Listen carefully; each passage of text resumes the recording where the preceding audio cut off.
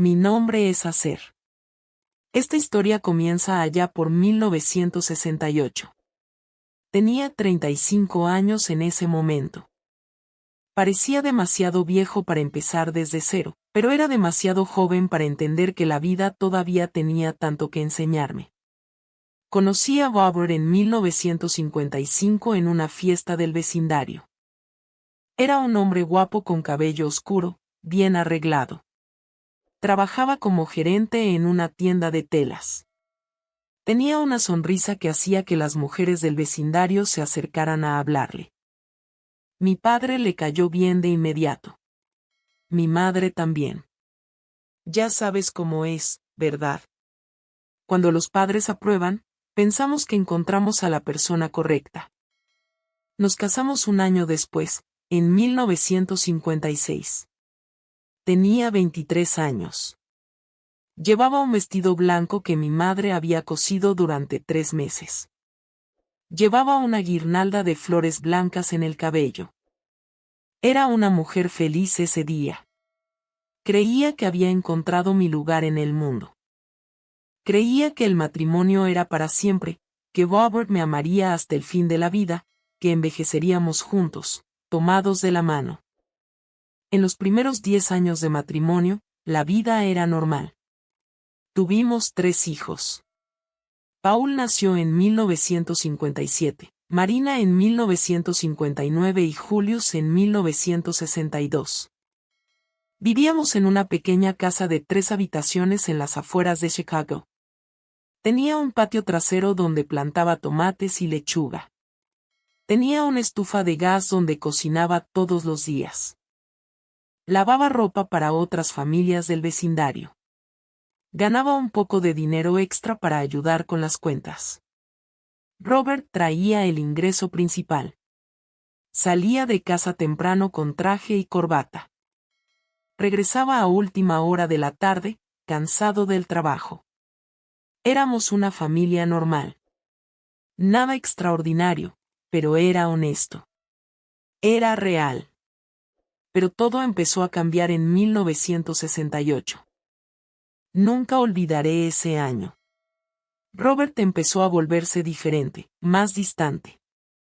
Él, que solía llegar a casa y darme un abrazo frente a los niños, empezó a llegar callado, desconectado. Pasaba junto a mí como si no estuviera allí. Pasaba junto a los niños de la misma manera. Entraba al dormitorio, cerraba la puerta con llave y a veces se dormía antes de que cenáramos. Pensé que era cansancio del trabajo. En esa época no teníamos psicólogos. No hablábamos de sentimientos. No íbamos a terapia. Guardábamos todo adentro y sufríamos en silencio. Así lo hacían las mujeres. Nos acostumbrábamos. Tomábamos aire profundo y seguíamos adelante. Luego empezaron las salidas. Empezó a salir de noche, siempre con una excusa diferente. Decía que tenía una reunión de negocios con clientes de la tienda. Decía que iba a casa de un compañero para discutir la expansión del negocio. Decía que tenía que resolver algunos asuntos pendientes en la tienda, siempre con una justificación que parecía creíble. ¿Cómo podía una mujer cuestionarle a su esposo sobre negocios si no entendía de negocios? Esto era frecuente, tal vez 2, 3 veces por semana.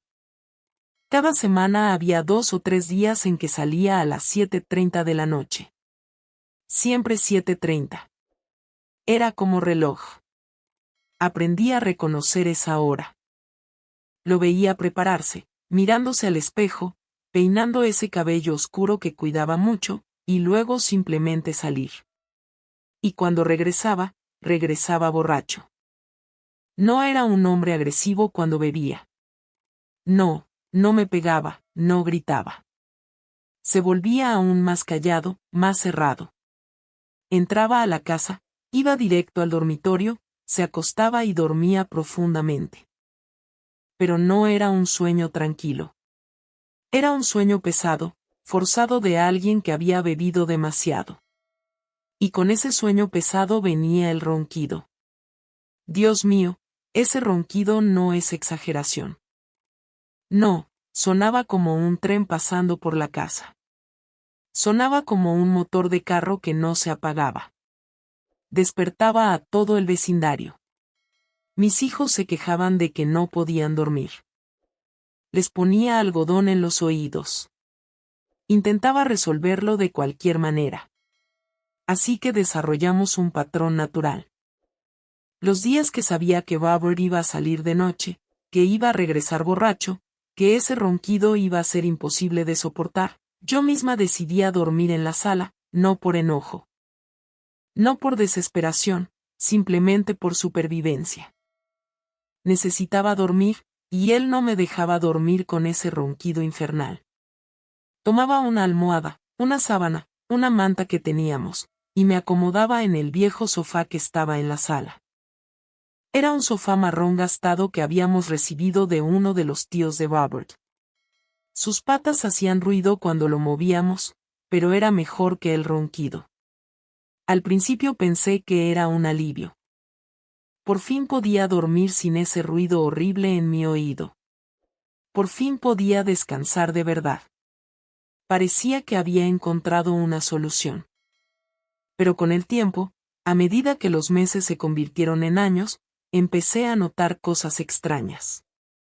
Cosas pequeñas que parecen tontas cuando las cuentas. Pero cuando vives dentro de la casa, cuando lo estás viviendo, parecen gigantescas. Empecé a notar un olor extraño en su ropa. Un olor que no era nuestro.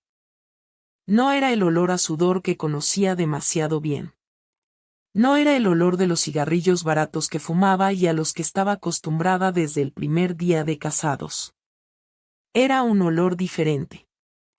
Era un olor dulce, un perfume femenino, un perfume que yo no usaba. No era una mujer sofisticada. No usaba perfume caro. Usaba jabón con un aroma ligero, nada más. El olor que sentía en la ropa de Robert era de un perfume francés, de esos caros que costaban mucho y que usaban las mujeres ricas. No era algo que cualquier mujer usara en esa época. En esa época, el perfume francés era lujo. La primera vez que olí ese aroma, pensé que tal vez era mi error. Tal vez era un nuevo detergente que usaba para lavar la ropa. Tal vez era algo que Robert había tocado en la tienda, pero no era. Era muy obvio. Estaba incrustado en su camisa, en sus pantalones, incluso en la corbata que usaba cuando salía. Este olor empezó a aparecer cada semana. Cada semana encontraba una prenda suya impregnada con ese perfume extraño. Tomaba su camisa para lavar, y ese olor llegaba directo a mis fosas nasales. Tomaba sus pantalones, lo mismo, y él actuaba como si nada estuviera pasando. Simplemente fingía que yo no existía. Empecé a prestar más atención.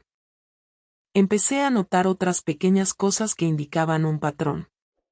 Teníamos un reloj de pared en la cocina, un reloj de madera con números romanos que el padre de Robert le había regalado. Empecé a notar que Robert siempre salía a la misma hora, 7:30 de la noche. Siempre 7:30 en punto. Era como si tuviera un horario acordado con alguien, y siempre regresaba alrededor de las 2 de la mañana, 2 de la noche, en punto. Podía oír cuando llegaba porque estaba durmiendo en la sala, durmiendo ligero. Ese sueño que no es sueño real. Era más bien una siesta. Te vuelves sensible a cualquier ruido cuando estás preocupada por algo. Cuando tu corazón late rápido, no puedes dormir profundo. Así que podía oír cuando llegaba a casa, podía oír la puerta cerrándose allá atrás, podía oír sus pasos en el pasillo, podía oír cuando entraba al dormitorio. Y era precisamente en ese momento, en esa hora mágica de las 2 de la mañana, que el olor llegaba a la sala. Ese perfume pasaba por toda la casa como una ola invisible. Invadía mi habitación, invadía mi cama, se mezclaba con mis sábanas, con mis cosas personales. Y yo estaba allí en el viejo sofá de la sala, respirando ese olor que no era mío. respirando un aroma que indicaba que mi esposo estaba con otra mujer, que otra mujer estaba durmiendo en mi cama, que me estaban traicionando dentro de mi propia casa. Esto duró 6 años. 6 años enteros de 1968 a 1973. 6 años despertándome con ese olor extraño en la casa. 6 años viendo esas ropas impregnadas de perfume. 6 años sabiendo que algo estaba profundamente mal, pero sin tener pruebas concretas, sin tener nada más que mi intuición de mujer. Y en esa época, la intuición de una mujer no valía absolutamente nada. Si le hablaba a una amiga de esto, me decía que estaba siendo paranoica, que estaba imaginando cosas, que tenía celos sin fundamento. Si le hablaba a mi esposo de ese olor extraño, me llamaba loca. Decía que era una mujer histérica, que ni siquiera sabía lavar la ropa correctamente. Así que lo guardé todo dentro de mí, muy adentro. Sufrí en silencio. Hice lo que las mujeres hacían en esa época. Cumplí mi rol, crié a mis hijos, mantuve mi casa limpia, mantuve mi matrimonio en pie. Empecé a perder peso. Mis hijos lo notaron. Mi Paul, que tenía 10, 11 años en ese momento, preguntaba por qué mamá ya no comía. Marina, que era más atenta, decía que estaba muy nerviosa, que eso era malo para toda la casa.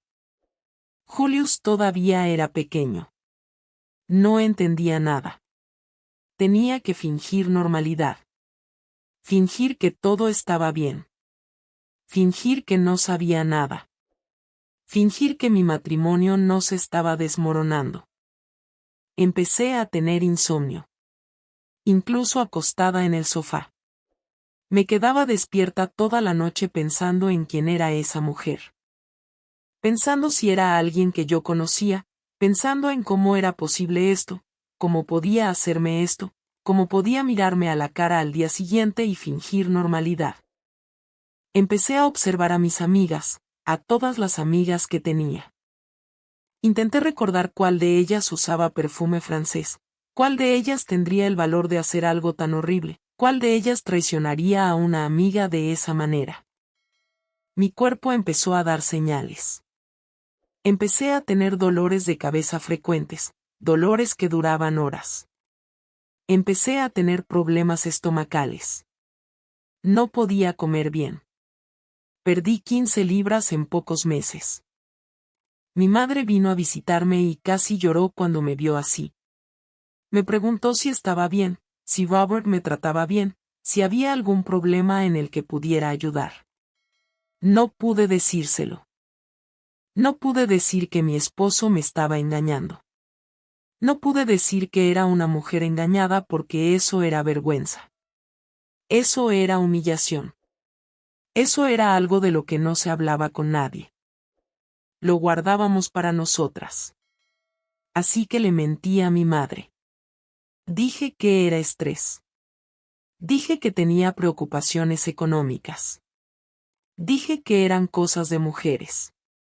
Ella creyó. Las madres siempre creen las mentiras que les cuentan sus hijos porque ellas también guardan sus secretos. Ese perfume seguía apareciendo cada semana. Cada maldita semana como un fantasma, como una obsesión que me recordaba cada día que no era suficiente, que mi esposo había encontrado algo mejor, que me estaban reemplazando.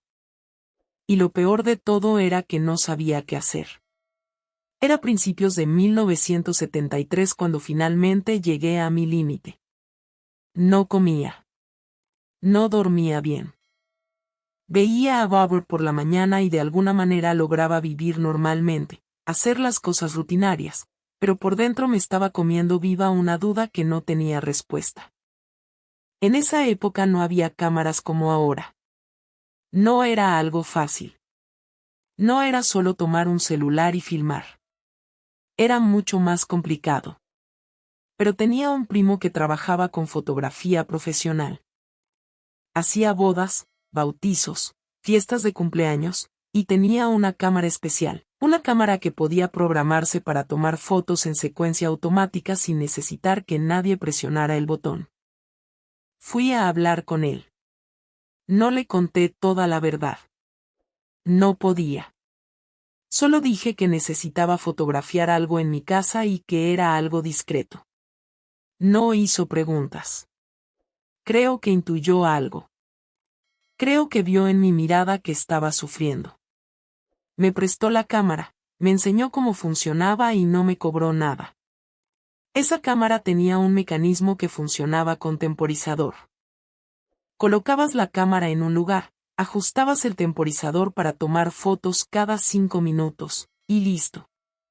Tomaba fotos automáticamente sin necesitar a nadie cerca. Las fotos eran en blanco y negro. Me dio 2 rollos de película, suficientes para bastantes. Pasé 2 días enteros pensando dónde poner esa cámara. No podía estar en un lugar obvio. No podía estar en un lugar donde Robert pudiera verla. Tenía que estar en un lugar donde pudiera capturar todo el dormitorio. Tenía que ser discreta, pero tenía que mostrar todo. Pensé en ponerla encima del armario. Pensé en ponerla detrás de una puerta. Pensé en ponerla debajo de la cama. Finalmente decidí poner la cámara en un estante detrás de unos libros que estaba en la esquina del dormitorio. Bien disfrazada allí. Podía capturar la puerta del dormitorio, el pasillo y toda la cama. Pero antes de eso, antes de nada, necesitaba un plan. Necesitaba estar segura de que iba a regresar en una noche específica trayendo a alguien. Así que pasé una semana entera observando su patrón. Anoté en un papel pequeño cuando salía, que decía antes de salir, cómo iba vestido. Noté que los martes y los jueves era más probable que saliera. Martes y jueves eran los días que regresaba con más olor a perfume. Martes y jueves eran los días que ese aroma invadía toda la casa. Así que elegí un martes. El martes 27 de febrero de 1973. Nunca olvidaré esa fecha. Ese martes marcó mi destino. En la mañana de ese día puse la cámara en su lugar. Mi corazón latía tan fuerte que pensé que iba a desmayarme. Mis manos temblaban. Tenía miedo de que Robert llegara en ese momento y me sorprendiera con esa cámara en la mano. No sabía qué iba a decir. Puse la cámara bien escondida detrás de esos viejos libros que nadie leía. Ajusté el temporizador para tomar fotos cada 5 minutos. Probé para asegurarme de que funcionaba, todo listo. Por la noche, cuando Robert llegó del trabajo, no podía mirarlo a los ojos. Fingí leer un periódico en la sala mientras él cenaba. Mis hijos hablaban normalmente, no notaron nada. Gracias a Dios los niños no notan estas cosas. Viven en su pequeño mundo, no perciben lo que pasa alrededor. Cuando llegaron las 7:30, se levantó, se preparó como siempre hacía, se peinó el cabello, se puso esa colonia que usaba. Se puso la corbata que yo había cosido y salió de la casa diciendo que tenía una reunión importante en la tienda. Esa noche no pude dormir. Me quedé despierta todo el tiempo, sentada en el sofá de la sala, esperando oír el sonido de un carro llegando, esperando oír la puerta abriéndose, esperando oír esos pasos en el pasillo. Y a las 2:10 entonces lo oí todo. Oí cuando llegó. Oí cuando entró a la casa con alguien. Oí pasos de 2 personas, no de una. Oí cuando esa persona se rió. Se rió de una manera que me partió el corazón. Era una risa conocida. Muy conocida. Mi cuerpo se paralizó. Mi pecho se apretó. Podía oír cada movimiento. Oí cuando entraron al dormitorio. Oí cuando cerraron la puerta. Oí cuando mi cama empezó a hacer ruido y en ese momento exacto, la cámara estaba tomando fotos automáticamente cada 5 minutos capturando todo. No dormí esa noche. Me quedé en el sofá escuchando todo. Déjame aclarar algo. Hay sonidos que una mujer nunca puede sacar de su memoria. Hay sonidos que se graban para siempre. Y yo oí todos ellos esa noche. Después de 2 horas, salió del dormitorio con alguien. La persona bajó las escaleras con él. Podía oír los pasos bajando. Oí cuando abrieron la puerta principal. Oí cuando alguien se subió a un carro afuera. Oí cuando el carro se fue y me quedé allí sentada en el sofá sola con el corazón hecho pedazos. No pude dormir realmente esa noche. Solo me quedé allí despierta pensando en lo que había pasado, pensando en quién era esa mujer porque había reconocido esa risa. Conocía esa risa muy bien. Al día siguiente, cuando Robert se despertó y se fue al trabajo, corrí al dormitorio. Tomé la cámara de detrás de los libros con manos temblorosas. Volví a poner la película en la cámara como mi primo me había enseñado y fui directo a su casa. Él reveló la película para mí. Me senté en un cuarto oscuro mientras manipulaba la película mientras procesaba esas imágenes. No podía respirar bien. No sabía si quería ver eso. Pero al mismo tiempo necesitaba saber. Necesitaba confirmar. Cuando puso las fotos frente a mí, me caí. Literalmente me caí. Mis piernas ya no me sostenían. Eran fotos claras. Fotos en blanco y negro. Muy claras. Fotos de la puerta de mi dormitorio abriéndose. Fotos de 2 personas entrando al dormitorio. Fotos de fotos que no podía mirar por mucho tiempo porque mi corazón iba a explotar. Y la peor de todas las fotos, una donde se podía ver claramente el rostro de quien estaba con mi esposo. Una foto donde la luz de la puerta llegaba a ese rostro que conocía tan bien. Era Fernanda, mi mejor amiga, mi amiga de 22 años. Nos habíamos conocido en 1951 en una fiesta de la iglesia. Era una chica hermosa. Tenía cabello largo castaño, ojos grandes. Nos hicimos amigas de inmediato. Amigas de verdad. De las que les cuentas tus secretos. De las que confías ciegamente. Fue la dama de honor en mi boda con Robert. Dama de honor.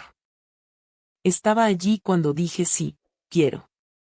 Aplaudió cuando el sacerdote nos declaró marido y mujer. Comió pastel en mi boda, sonriéndome a la cara. Y durante 6 años estuvo durmiendo con mi esposo.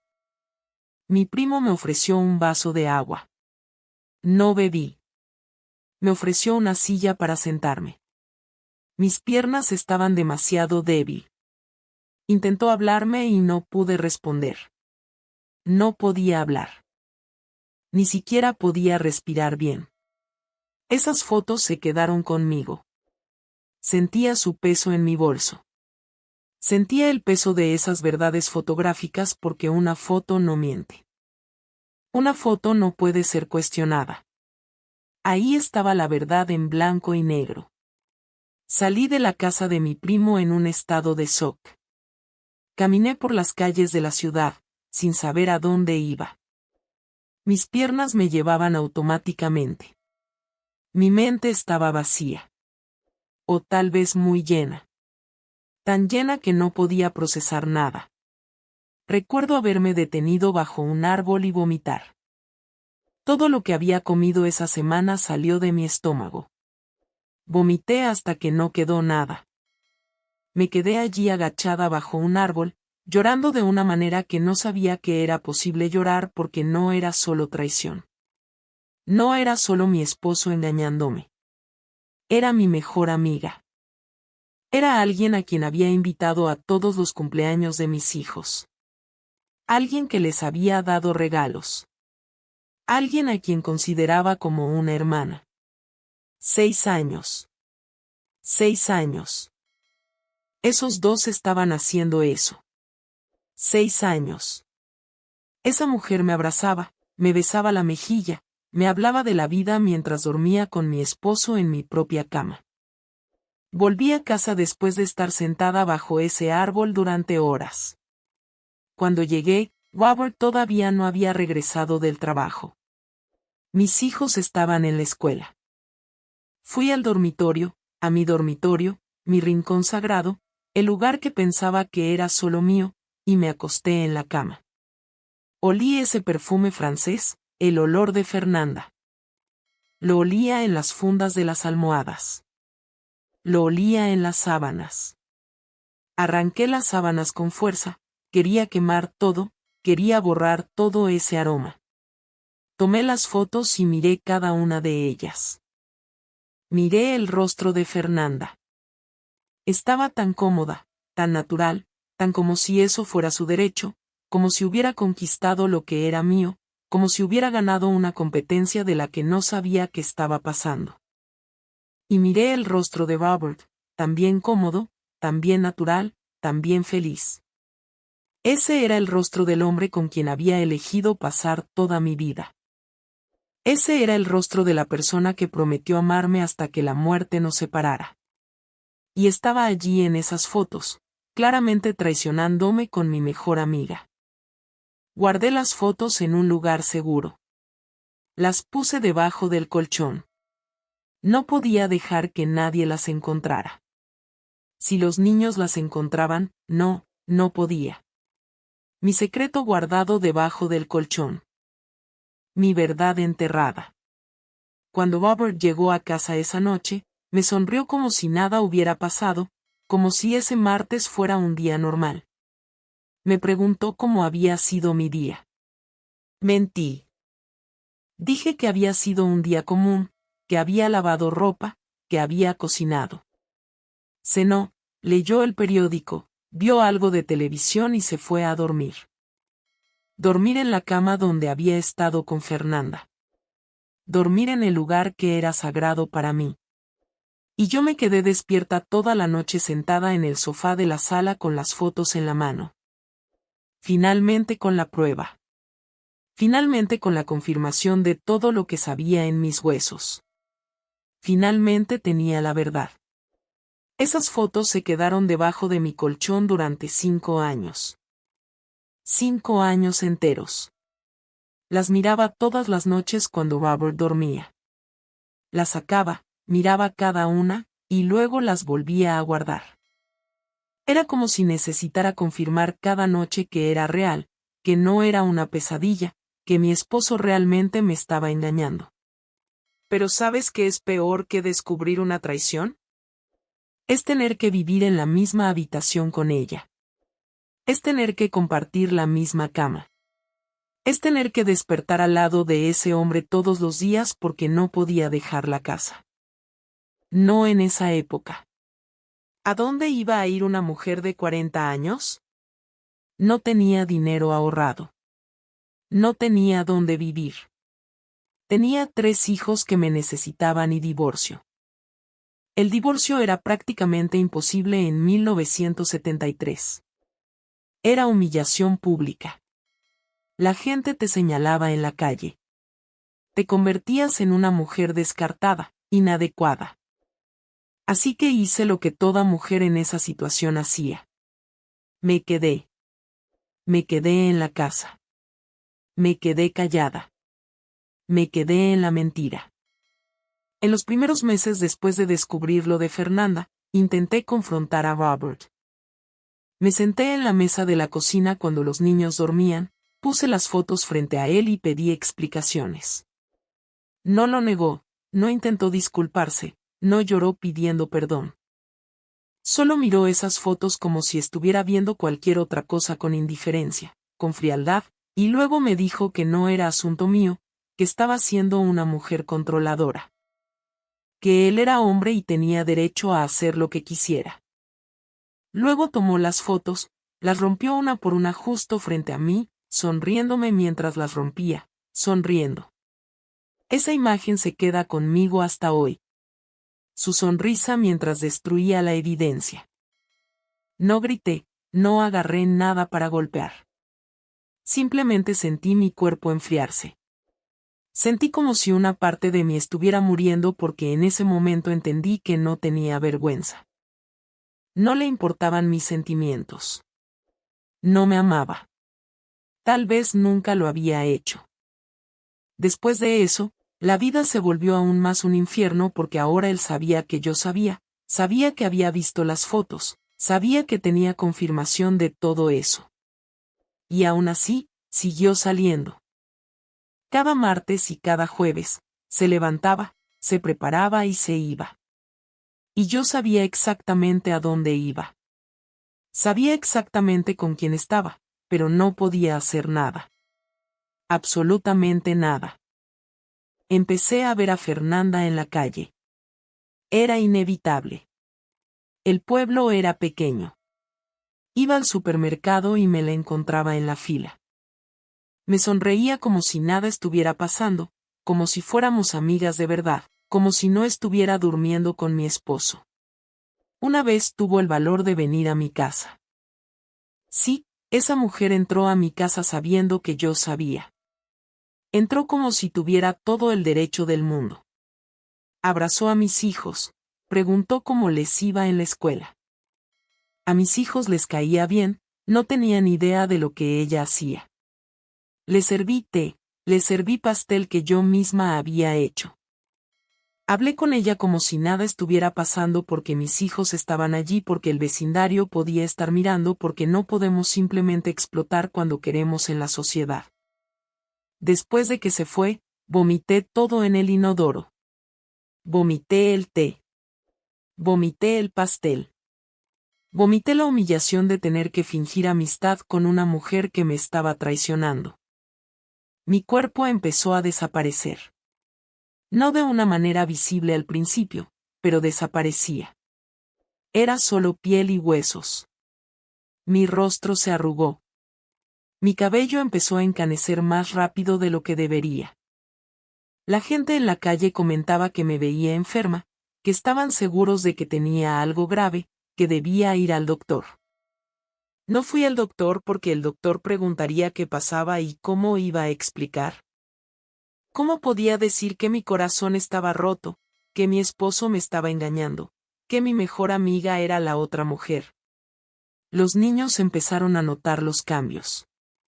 Notaron que no comía con ellos. Notaron que pasaba noches despierta. Paul, mi hijo mayor, tenía unos 17, 18 años en ese momento, empezó a sospechar algo. Una noche me preguntó si todo estaba bien con papá, si había algún problema. Mi hijo me estaba ofreciendo escuchar mis problemas y no pude decir. No podía descargar ese peso sobre los hombros de un niño. Así que, mentí otra vez. Dije que todo estaba bien. Dije que eran solo cosas del matrimonio, cosas por las que toda mujer pasa, que era normal sentir estos altibajos. Hice creer a mi hijo que su madre estaba bien cuando se estaba desmoronando por dentro. Marina era más sensible. Sentía mis sentimientos sin que yo necesitara decir nada. Venía a sentarse a mi lado y simplemente me abrazaba sin preguntar, sin exigir explicaciones. Sabía que algo estaba mal e intentaba consolar a su madre de la única manera que un niño puede. Y ese abrazo suyo me rompía aún más porque tenía que ser fuerte por ella. Tenía que ser esa madre que aguanta todo, que no llora, que no se desmorona. Tenía que ser invencible. Durante 5 años dormí en la misma cama que Robert. 5 años después de descubrir las fotos. 5 años fingiendo que dormía cuando en realidad estaba despierta, escuchando cada respiración suya. 5 años negándome a aceptar su toque, pero teniendo que explicar por qué sin revelar la verdad. A veces intentaba tocarme, intentaba ser íntimo conmigo y yo me congelaba. Mi cuerpo no respondía, no podía. ¿Cómo podía dejar que ese hombre me tocara sabiendo dónde habían estado esas manos? Así que dejó de intentarlo, dejó de fingir, dejó de acercarse. Y eso fue de alguna manera un alivio porque al menos no tenía que pasar por la humillación de rechazar a mi propio esposo. Cada noche empecé a tener pesadillas. Pesadillas donde veía a Robert con Fernanda. Pesadillas donde se reían de mí. Pesadillas donde gritaba y nadie podía oírme. Me despertaba sudando con el corazón acelerado y tenía que fingir que todo estaba bien cuando mis hijos venían a preguntar si había tenido una pesadilla. Mi madre siguió viniendo a visitarme durante ese tiempo. Vio que estaba mal, que algo estaba pasando, pero no preguntaba directamente. Era una mujer de la época, también. Sabía que había cosas de las que no se hablaba, sabía que una mujer tenía ciertos deberes y que no nos quejábamos. Pero una vez antes de irse, me abrazó fuerte. Me abrazó durante un tiempo que era demasiado largo para ser normal y me susurró al oído: si algún día necesitas irte, vete. Yo te apoyo. Esas palabras se quedaron conmigo. No me fui en ese momento. No podía. Pero esas palabras fueron como una semilla, una promesa de que al menos mi madre me quería, que al menos una persona creía que merecía algo mejor.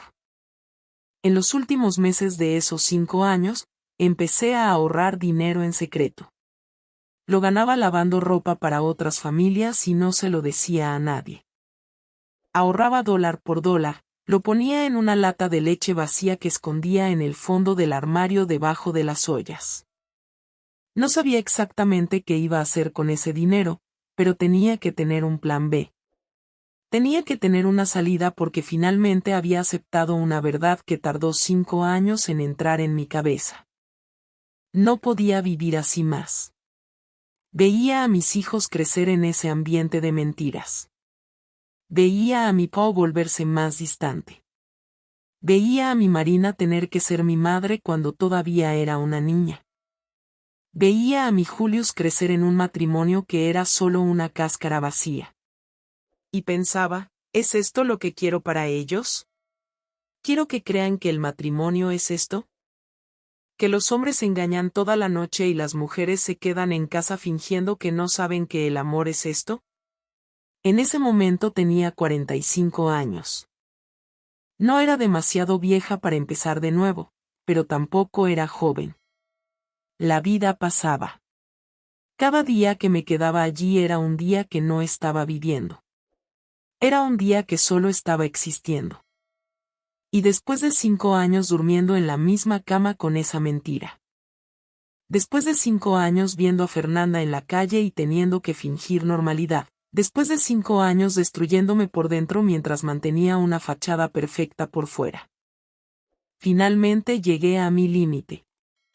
No fue un momento dramático. No fue con gritos ni escenas. Fue solo una noche, un martes común en 1978, cuando Robert salió para el trabajo, y me di cuenta de que no iba a esperarlo a que regresara. Era un martes común, 1978. Tenía 45 años. Mis hijos eran lo suficientemente grandes para entender ciertas cosas, pero todavía demasiado pequeños para no necesitarme. Esa mañana fue como todas las demás. Me desperté al lado de Robert. Él todavía dormía. Miré su rostro y no sentí nada. Ni amor, ni enojo, nada. Era como mirar a un extraño que dormía en tu cama. Preparé el desayuno, lo puse en la mesa, llamé a los niños a comer. Paul tenía 21 años y ya trabajaba en la fábrica textil. Marina tenía 19 y ayudaba en casa mientras buscaba trabajo. Julius tenía 16 y todavía estaba en la escuela. Mientras comían, observaba. Observaba cómo mi Paul tenía esa línea de preocupación en la frente. Como mi Marina era demasiado gentil. Como mi Julius se avergonzaba de traer amigos a casa. Todo eso por ese ambiente. Todo eso porque yo había elegido quedarme. Después de que se fueron de casa cuando solo quedamos Robert y yo, él se preparó como siempre, se puso su ropa de trabajo, se peinó el cabello, se puso esa colonia y me miró como si fuera invisible. Me voy al trabajo, dijo. Pero yo sabía que era mentira. En ese momento, algo cambió dentro de mí. No era enojo. No era una explosión. Era una sensación de ligereza. Era como si toda esa mentira, Todo ese peso finalmente se hubiera vuelto tan pesado que ya no podía cargarlo. Sentí una quietud, una claridad, como si alguien me susurrara al oído, ya no necesitas esto. Después de que se fue, hice algo que no había hecho en 5 años. Tomé esa lata de leche donde había ahorrado mi dinero. Conté cada billete.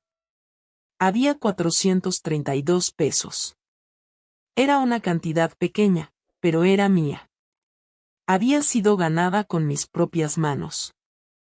En ese momento, 432 pesos era suficiente para alquilar un pequeño apartamento por unos meses. No era mucho, pero era algo. Empecé a empacar una maleta discretamente. Metí algo de mi ropa, documentos, algunas fotos de los niños. Escondí la maleta debajo de la cama. Mi corazón latía tan fuerte que tenía miedo de que alguien pudiera oírlo desde lejos. Luego pasé el resto del día como si nada hubiera pasado. Cociné el almuerzo, limpié la casa, hablé con mi Marina cuando regresó del mercado. Ayudé a mi Julius con la tarea. Hice todo normalmente porque nadie podía saber todavía. Esa noche cuando todos dormían, me senté en el sofá de la sala con un papel y un bolígrafo y le escribí una carta a Robert. No era una carta larga. No tenía emoción exagerada. Simplemente expliqué que había descubierto lo de Fernanda hace 5 años. Que veía esa situación todos los días y ya no podía vivir así. Que mis hijos merecían una madre que se respetara a sí misma. Que yo merecía una vida donde alguien realmente me amara. Escribí que me iba a ir de la casa al día siguiente, que él podía quedarse con todo, la casa, los muebles, todo. Solo quería mi libertad. Escribí que mantendría contacto con los niños y que ellos necesitaban un padre. Así que, no tenía derecho a no estar presente. Y al final, escribí algo que me sorprendió. Puedes quedarte con Fernanda. Al menos una de nosotras podrá ser honesta sobre lo que quiere. Cuando terminé de escribir, puse la carta encima de la mesa de la cocina, muy visible, y subí al dormitorio donde Robert dormía. Miré a ese hombre con quien había compartido 18 años de vida. 18 años. Y sentí una tristeza que no era enojo. Era lástima. Lástima por una persona que lo tenía todo y no podía valorar nada. Tomé la maleta que había escondido debajo de la cama y bajé las escaleras muy despacio, tratando de no hacer ruido. Mi Julius estaba despierto en la sala leyendo un libro. Cuando me vio con la maleta, simplemente supo. Los niños sienten estas cosas. Me preguntó a dónde iba. Sentí que el suelo desaparecía bajo mis pies, pero tenía que ser honesta con él. Era prácticamente un adulto. Merecía la verdad. Me senté a su lado y le expliqué. Le dije que papá y yo ya no podíamos vivir juntos. Que no era su culpa. Que iba a estar bien. Que mis hijos siempre serían lo más importante en mi vida. Que no todo en la vida se puede arreglar. Y a veces solo necesitamos soltar. Mi hijo lloró. Lloró ese llanto de alguien que entiende todo, pero duele igual y me pidió que no me fuera. Dijo que las cosas podían mejorar. Ese momento fue el más duro de todo el camino porque en ese instante estaba traicionando a mis hijos. Estaba eligiéndome a mí sobre ellos. Pero tenía que hacerlo porque si no me iba esa noche, nunca me iba a ir. Abracé a mi hijo fuerte, besé su cabeza y le susurré que lo amaba más que a nada en el mundo. Que mi partida era exactamente porque lo amaba. Porque quería que creciera viendo a una madre que se respetaba, que se valoraba. Dejé 50 pesos en un sobre encima de la mesa junto a la carta. Era más dinero del que había ahorrado, pero lo tomé prestado de unos centavos que había ganado y guardado en otro lugar. Quería dejar algo para mis hijos que ayudara con las cuentas. Cuando salí de la casa en esa madrugada de 1978, Tenía 45 años, una maleta pequeña y 300 pesos en el bolsillo, todo lo que tenía en el mundo. Caminé por las calles de la ciudad sin saber exactamente a dónde ir. Era de madrugada. La ciudad estaba oscura. Había poca gente en la calle. Era una mujer sola cargando una maleta y probablemente parecía loca. Encontré una pensión cerca de la estación de autobuses. La dueña de la pensión era una mujer de unos 60 años, viuda. Vivía sola, alquilando habitaciones a gente que llegaba a la ciudad. Me miró y lo vio todo. Vio la maleta, vio el rostro hinchado de tanto llorar. Vio a una mujer que acababa de tomar la decisión más importante de su vida. No hizo preguntas, solo me ofreció una habitación pequeña con una cama de hierro y una ventanita pequeña. Cobró un precio justo, menos justo de lo que debería haber cobrado. Dormí esa noche abrazando la maleta como si fuera un bebé. Dormí y tuve el primer sueño tranquilo que había tenido en 5 años. Al día siguiente, cuando Robert se despertó y vio la maleta vacía, la carta y el sobre con dinero, finalmente entendió que era real, que me había ido. Intentó encontrarme. Fue tras de mí, buscó en casas de amigos, buscó a mi madre, pero yo había dejado palabra con mi Julius de no revelar a nadie dónde estaba. Ese chico de 16 años se convirtió en mi protector, guardó mi secreto como si fuera suyo y luego ayudó a pasarme información sobre lo que pasaba en casa. A través de él, supe que Robert había entrado en desesperación, que había llamado a un sacerdote para ayudar, que había llamado a mi madre, rogándole que me trajera de vuelta, pero no volví. Esos primeros días en la pensión fueron los peores y los mejores al mismo tiempo. Peores porque extrañaba a mis hijos como si me hubieran arrancado una parte del cuerpo. Me despertaba en medio de la noche gritando sus nombres. Tenía pesadillas donde me necesitaban y no podía llegar a ellos. Pero también fueron los mejores días porque por primera vez en 5 años, no estaba viviendo una mentira. Por primera vez en 5 años, me despertaba y no tenía que fingir nada. Podía simplemente ser.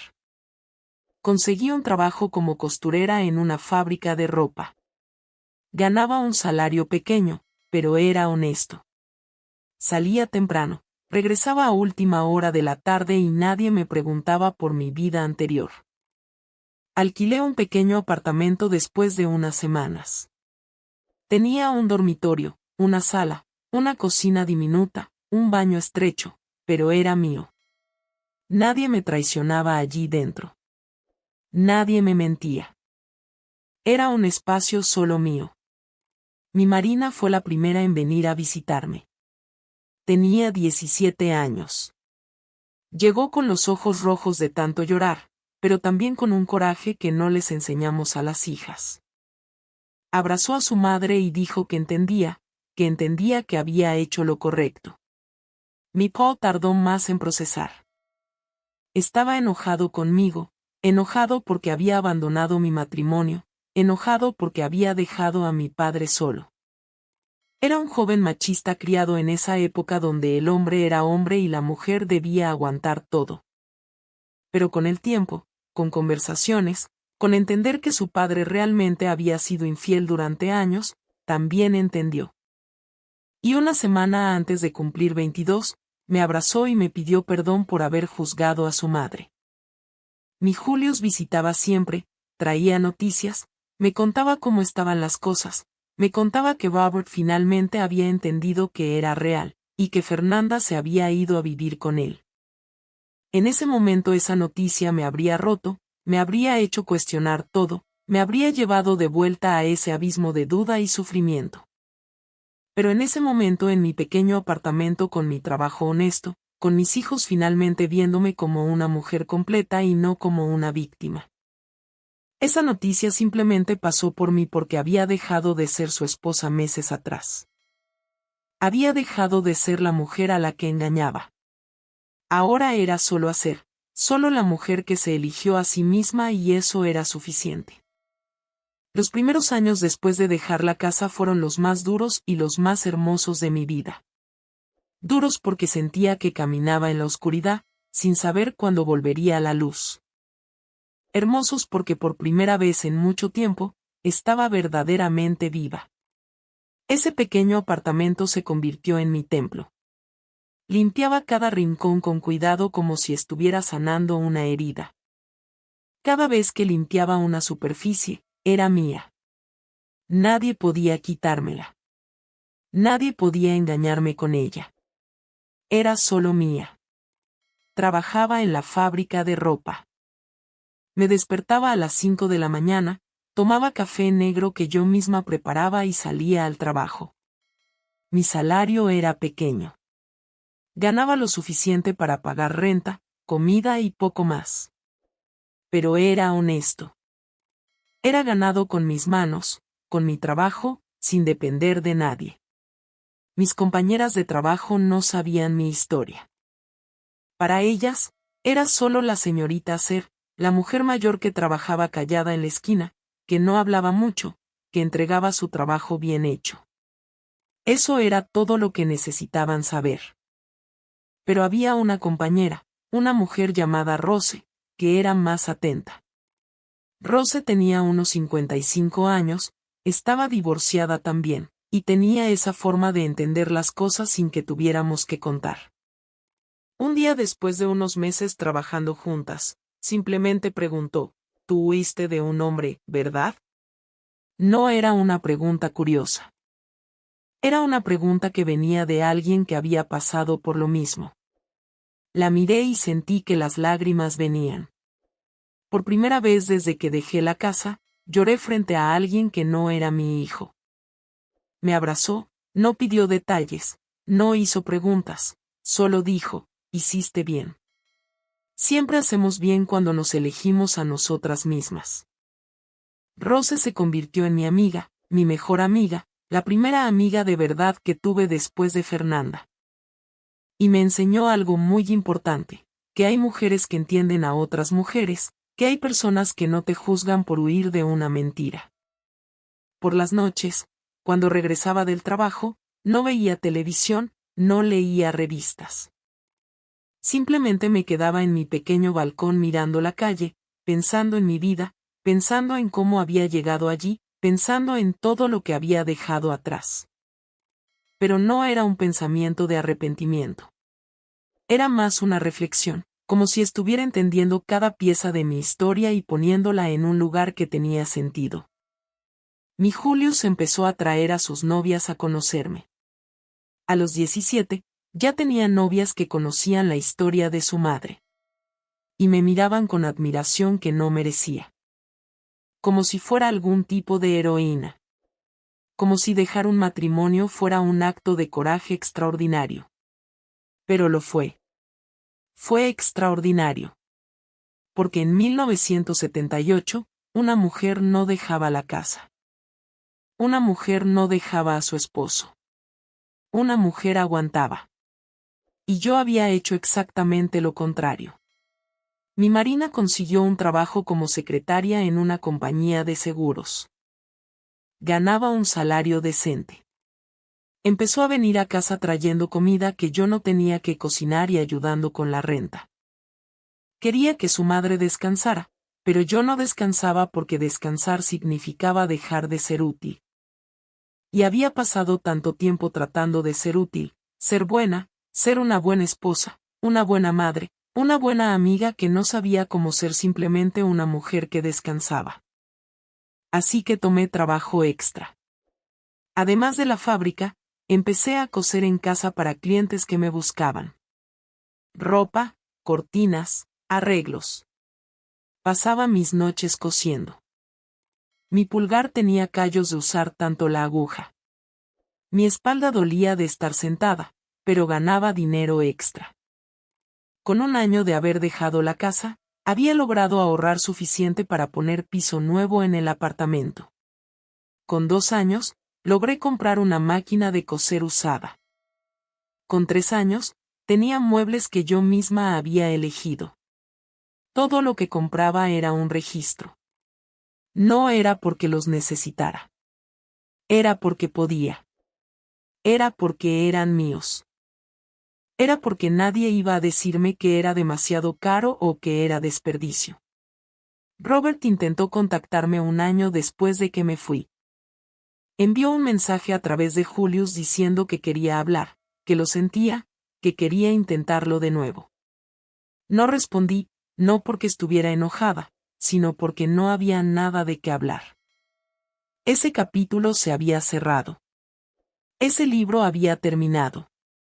No iba a volver a las páginas para releerlo. Fernanda empezó a frecuentar la casa de Robert. Mis hijos lo veían y me lo contaban. ¿Y sabes qué es gracioso? No sentía odio por ella. Ya no sentía nada por ella. Se había vuelto irrelevante en mi vida. Con el tiempo, me di cuenta de que el odio es algo que te consume desde dentro. Es como mantener una llama que solo quema a la persona que la lleva. Y yo no tenía tiempo para quemarme por dentro. Tenía mucho que reconstruir. 3 años después de dejar la casa, un evento inesperado cambió todo. Recibí una carta del abogado de Robert. Finalmente había aceptado el divorcio. Eso era raro en esa época, extremadamente raro. La mayoría de los matrimonios simplemente terminaban con la muerte o permanecían eternamente suspendidos. No me pidió nada. No quería pensión alimenticia, no quería nada, solo quería que firmara unos papeles diciendo que aceptaba el divorcio. Llevé esos papeles a un notario, firmé cada uno cuidadosamente, y cuando salí de allí, era una mujer legalmente libre. Ya no era la esposa de Robert. Era solo hacer. A los 50 años, había empezado la vida desde cero. Tenía un apartamento diminuto. Tenía trabajo honesto. Tenía a mis hijos que habían crecido y se habían convertido en adultos. Tenía una amiga de verdad en Rose. Tenía respeto por mí misma. A los 52, recibí un ascenso en la fábrica. Me convertí en supervisora de producción. Ganaba más dinero, tenía más responsabilidades, pero también tenía más independencia. Nadie me debía nada.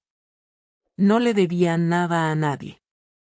A los 55, mi Marina tuvo su primer hijo, mi primer nieto, un niño hermoso al que llamó Charles. Cuando sostuve a ese bebé en mis brazos, sentí como si todo ese dolor, toda esa humillación, todo ese camino hubieran sido necesarios para llegar a ese momento. Porque miré el rostro de ese niño y prometí que crecería sabiendo que las mujeres no necesitan hombres para ser valiosas, que las mujeres pueden dejar situaciones malas. Que las mujeres pueden reconstruir su propia vida. Mi Paul se casó con una mujer llamada Cecilia. Era una mujer fuerte con sus propias opiniones. Conocía mi historia y me respetaba. Tuvieron 2 hijos, mis otros nietos. Mi Julius, que había sido mi protector cuando dejé la casa, se convirtió en un hombre que trataba a las mujeres con respeto. Porque había visto a su madre ponerse de pie sola porque había entendido que las mujeres no son débiles, las mujeres son fuertes. A los 65, me jubilé de la fábrica. 37 años de trabajo honesto. Salí de allí con una fiesta que mis compañeras hicieron.